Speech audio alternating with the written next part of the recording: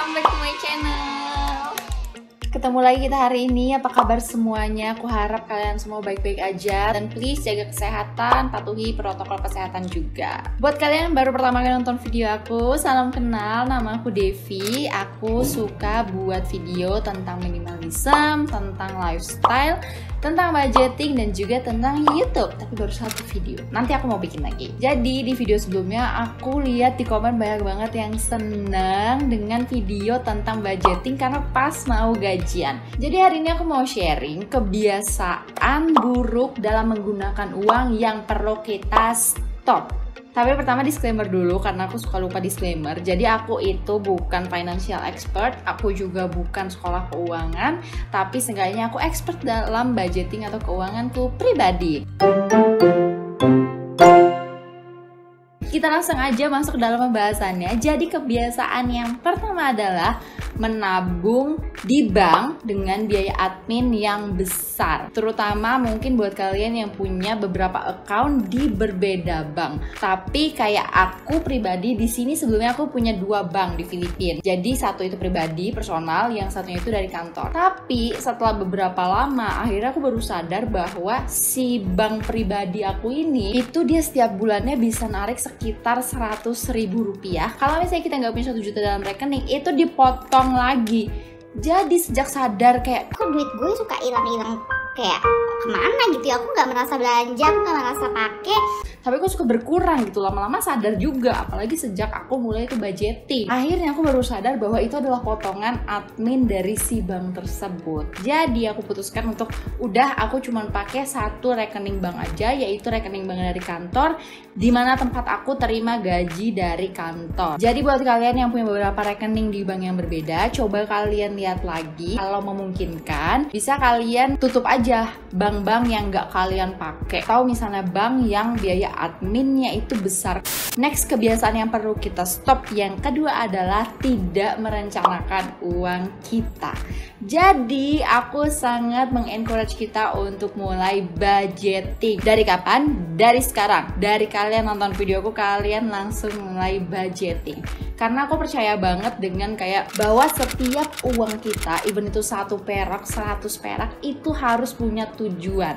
Karena kalau nggak punya tujuan, uang itu kita nggak tahu lari kemana, dan kita baru menyesal di akhir bulan. Kita ngerasa kayak, kok uang gue udah habis aja sih. bahkan gak nyampe akhir bulan kita udah merasa bahwa uang kita hilang gak tahu kemana. Padahal itu sebenarnya kesalahan kita sendiri kalau aku pribadi ya. Jadi buat kalian yang belum pernah budgeting atau misalnya baru mulai budgeting, kalian bisa cek playlist budgeting aku, nanti akan aku taruh linknya di atas sini, dan kalian bisa langsung mulai budgeting kalian.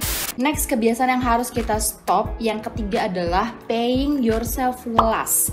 Jadi kalau misalnya kalian udah sering nonton video aku sering sebut tentang paying yourself first. Kalau misalnya kalian belum tahu, intinya paying yourself first adalah kita menabung untuk diri kita di masa depan. Ini berhubungan banget dengan namanya Parkinson's Law. Kalau misalnya kalian belum tahu, aku akan kasih tahu. Tapi daripada aku ngomongnya salah-salah, jadi kita akan cari artinya di Google sama-sama ya. Jadi Parkinson's Law menurut Wikipedia bahasa Indonesia itu adalah sebuah teori yang menjelaskan pekerjaan berkembang sedemikian rupa agar waktu yang tersedia untuk menyelesaikannya terpenuhi. Gampangnya adalah gini, kayak misalnya kalau kita sekolah, kuliah, atau kerja, dikasih tugas atau kerjaan dari bos kita atau dari guru dosen kita. Kita itu akan ngerjainnya sesuai dengan waktu yang dikasih. Misalnya, oke, PR ini dikumpul minggu depan, ya kita akan ngerjainnya itu seminggu. Kalau misalnya dibilang PR ini harus dikumpul besok, ya kita ngerjainnya itu 1 hari dan besok udah jadi. hubungannya sama uang terus apa? Biasanya kita itu bilang, oke, kita akan memenuhi kebutuhan hidup kita dulu, sisanya baru kita tabung. Gak akan ada sisa. Itu yang dinamain Parkinson's Law. Kita akan selalu merasa kurang. Jadi coba kita mulai ganti kebiasaan kita yang nabung dari uang sisa, tapi kita beralih untuk nabung terlebih dahulu, baru kita hidup dari sisa uangnya. Tips keempat yang perlu kita stop dalam menggunakan uang adalah impulsive shopping atau membeli barang secara tiba-tiba. Aku nggak sempurna juga, aku masih sering jatuh dalam jebakan, tapi aku balik lagi berdiri, aku berusaha membuat lebih kuat lagi imanku untuk nggak impulse shopping, tapi intinya ini adalah hal yang harus dilatih. Jadi di impulsive shopping ini adalah kebiasaan kita kayak dulu sering banget pergi ke mall yang sebenarnya kita nggak ada niat mau beli baju atau sepatu, tapi karena misalnya lagi diskon atau kita lihat itu dipajang lucu, akhirnya kita beli. Itu yang dinamakan dengan impulsive shopping. Ini adalah kebiasaan yang harus dihentikan kalau misalnya kita mau menggunakan uang kita dengan lebih baik dan bijak lagi. Next, kebiasaan yang kelima yang perlu kita stop adalah stop unused subscription. Jadi berhenti bayar hal-hal yang gak kalian butuhkan. Contoh, gym membership.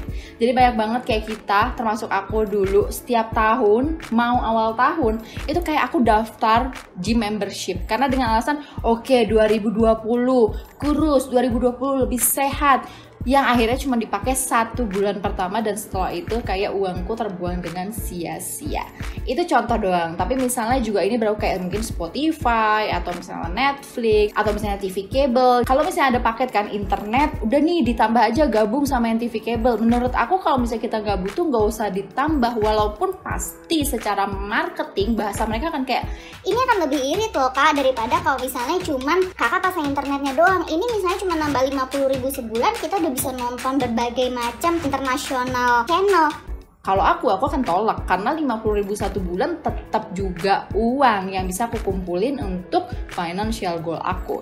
Next, kebiasaan yang keenam yang perlu kita stop sekarang adalah waiting to start saving atau kita menunda untuk nabung. Kenapa sih?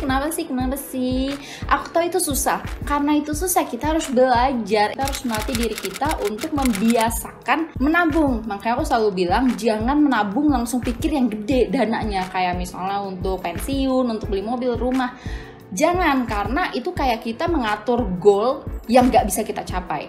Tapi bikin diri kita itu punya goal yang achievable dulu, dimana itu akan membuat kita merasa, oh aku bisa nih nyampe goal ini. Oke, next goal yang level 2 lebih tinggi lagi. Oh ternyata bisa nih level 2. Oke, kasih goal level 3. Jadi itu yang akan membangun diri kita dengan kebiasaan menabung. Nah buat kalian mungkin udah tahu tentang emergency saving, tapi aku juga suka terima pertanyaan di kolom komentar tentang emergency saving. Dan ini adalah salah satu jenis tabungan yang aku saranin jadi prioritas nomor 1. Ibaratnya kalau misalnya kayak kalian nanya, aku punya dana tabungan, nggak ada tujuannya, boleh nggak dipakai untuk DP rumah? Boleh nggak dipakai untuk beli mobil? Kalau aku akan jawab, kalau misalnya kalian udah punya emergency saving, boleh-boleh aja. Ya toh itu dana kan tabungan nggak ada tujuannya. Karena aku selalu bilang nomor 1, setiap tabungan harus ada tujuan. Kalau misalnya udah punya emergency saving, ya udah pakai aja untuk beli mobil. Tapi kalau misalnya nggak punya, pakai dulu untuk emergency saving. Kedua, pertanyaannya adalah berapa emergency saving yang harus kita punya? Menurut orang-orang juga financial expert yang aku dengar, yang perlu kita punya untuk emergency saving itu adalah 6 kali pengeluaran vital kita. Ini aku harus tekanin pengeluaran vital ya. Artinya adalah pengeluaran untuk bertahan hidup. Bertahan hidup loh ya, artinya adalah benar-benar pengeluaran yang sangat-sangat penting. Netflix penting nggak? Enggak. Spotify penting? Enggak. Itu nggak penting. Untuk beli jajanan-jajanan nggak penting. Nonton apalagi? Itu nggak penting. Yang penting adalah untuk makan, untuk mungkin ya bayar tempat tinggal, transport untuk kerja. Itu kita total berapa dalam 1 bulan. Makanya nomor 1 step budgeting adalah catat pengeluaran kita. Dari total pengeluaran vital tadi, kalian kali tuh 6 bulan. Terus ada juga pertanyaan kayak, ini mau disimpan dananya itu di bank atau cash atau gimana? Menurut aku terserah. Kalian mau simpan cash, kalian mau simpan di bank, tapi intinya adalah jangan dimasukin ke jenis investasi apapun. Karena apa? Ini adalah tabungan emergency. Kalau misalnya amit terjadi sesuatu, itu adalah dana yang bisa kita ambil dengan cepat. Karena kalau misalnya kita taruh di investasi, kripto dan lain sebagainya, itu dana nggak bisa langsung cair, itu butuh waktu. Jadi ini bukan dana untuk itu. Makanya berhubungan dengan kebiasaan Yang selanjutnya, yaitu yang nomor 7, kita harus stop untuk menunggu investasi. Mulai investasi sekarang. Tapi harus balik lagi nih, aku harus kasih penjelasan lagi. Maksudnya ini untuk aku sih ya, jangan pakai uang tabungan untuk investasi. Karena apa? Investasilah uang yang gak kepake. Kalau misalnya diurutin gitu ya, kita gajian, ambil uang untuk tabungan, emergency saving. Kalau misalnya ada lagi, kita bisa nabung untuk yang lain, tabung buat yang lain. Baru kita ambil uang untuk keperluan hidup kita. Ternyata di akhir bulan kita punya sisa dari uang hidup kita itu. Itulah uang yang bisa kalian pakai untuk investasi. Dan terus tipsnya adalah jangan pernah investasi di hal yang kalian gak ngerti. Kayak sekarang aku gak ngerti kripto, jadi sampai sekarang aku gak tahu kripto. Tapi suamiku dia coba taruh di situ karena dia emang lebih berani. Kalau aku gak berani. Aku orangnya tuh kicep banget, takut, panik, semuanya serba emosional. Jadi aku gak taruh. Aku taruh yang pasti-pasti aja. Aku tuh seneng ngeliat grafik tuh naik.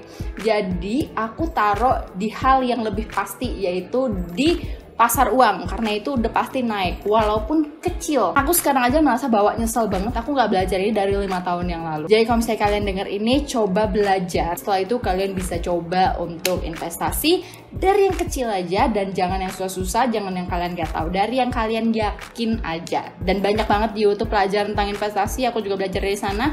Kalian bisa belajar sama ahlinya, jadi kalian bisa langsung merasakan pengalamannya sendiri.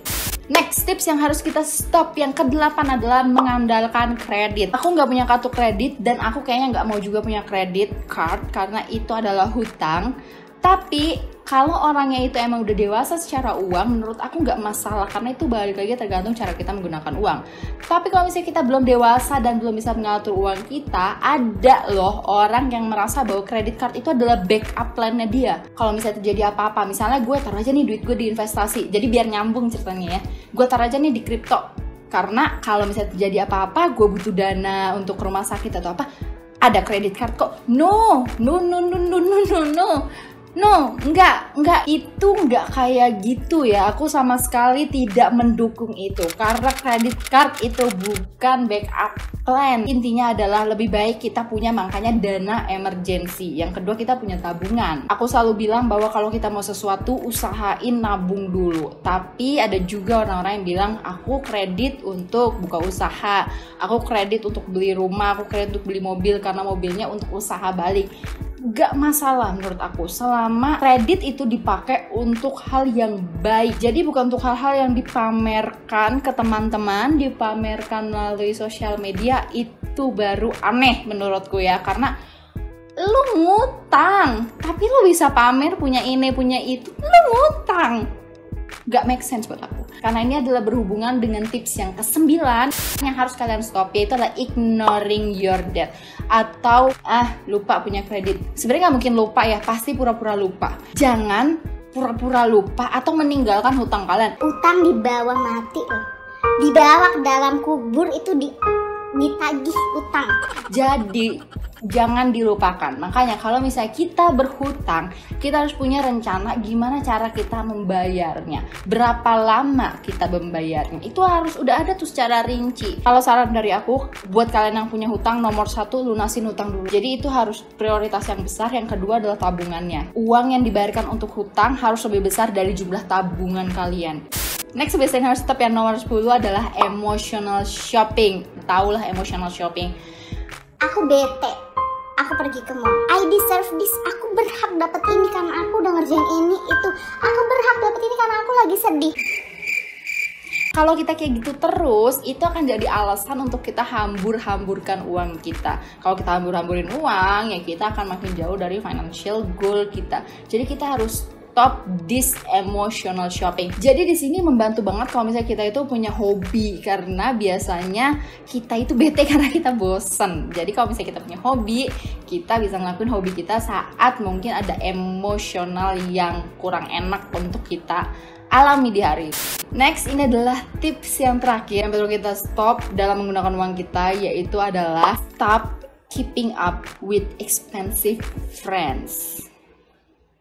Iya, stop,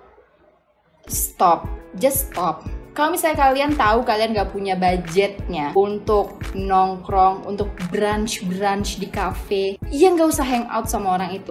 Bilang aja bahwa sorry tapi aku nih gak ada budgetnya karena aku lagi punya financial goal. Kalau misalnya itu temenannya pure, pasti mereka ngerti kok. Gak ada temenan yang membawa kalian jatuh ke dalam jurang. Pasti sebagai teman yang baik itu justru malah menguatkan, menyemangati kalian untuk mencapai hal itu gitu. Justru mereka ada juga oke ya udah nggak apa-apa. Mungkin kita bisa nongkrong di rumah lo aja, bisa jadi. Cuman intinya adalah pasti mereka ngerti kalau misalnya kita nggak mau ikutan nongkrong atau brunch sama mereka. Kalau misalnya teman kita itu punya selera yang mahal dan kita nggak sanggup, ya udah nggak usah sok-sokan.